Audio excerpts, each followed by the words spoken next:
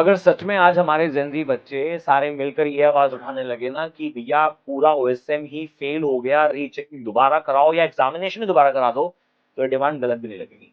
ये बच्चा जो है वेदांत, उस बच्चे के फिज़िक्स में एक्सेप्शनली लो नंबर आए, उसे लगा कि इतने नंबर तो मेरे खराब आ ही नहीं सकते। उसने री-इवैल्यूएशन भरा जो सीबीएसई की बहुत अच्छी फैसिलिटी भी है। अब इस बच्चे को जब कॉपी मिली तो उसने बताया कि सर ये तो मेरी कॉपी नहीं है, आप आंसर चेक कर लीजिए मेरी हैंडराइटिंग से।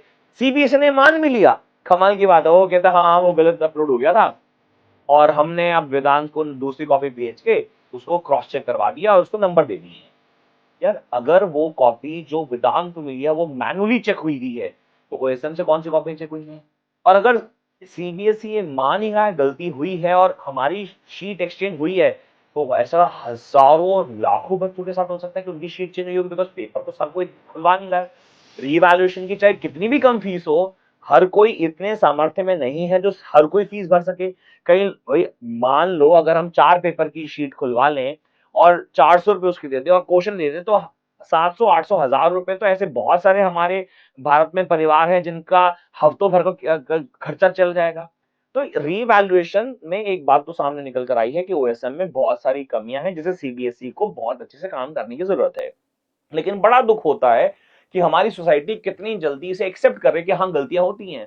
एक पत्रकार ने तो मतलब नेशनल मीडिया पे ये तक बोल दिया कि हाँ पाकिस्तानी वाले बच्चों ने पेपर दिया। हम सब मतलब हम लोग मानते जा रहे हैं कि हाँ कुछ ना कुछ गलती तो हो ही जाती है।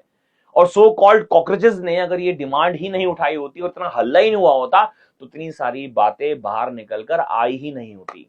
मुझे दुख होता है, एक हमारा बच्चा है, उसका जेई में परसेंटाइल आया 99 परसेंटाइल। क्या क्या पढ़ने वाला बच्चा है।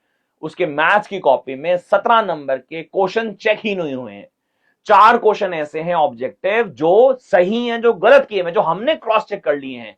सीबीएसयू ने एक्सेप्ट कर लेगा, मुझे मालूम है उस बच्चे के नंबर बढ़ जाएंगे, लेकिन ऐसे बहुत सारे बच्चे हैं जिन्होंने रीवैल्यूएशन नहीं भरा होगा। सवाल ये नहीं है कि अभी गलती उन्होंने सुधार ली कि नहीं सुधार ली, सवाल ये कि विश्वास कैसे करेंगे। अभी मुझे लगेगा कि मेरे नंबर कम आए हैं तो मुझे शक यही होगा, और एक एवरेज बच्चा जो है वहां सबसे ज्यादा मरेगा, बिकॉज उसको लगेगा कि पता नहीं शायद मैंने गलत ही तो नहीं लिख दिया होगा। टॉपर मरेगा क्योंकि उसे लगेगा कि मेरे नंबर आ गए, कम आ गए, कितने आ गए, वो कश्मकश में फंसा रहेगा। तो इतना बड़ा कंफ्यूजन क्रिएट हो जाना और उसको एक्सेप्ट कर लेना, ये सच में बहुत ही शर्म की बात है।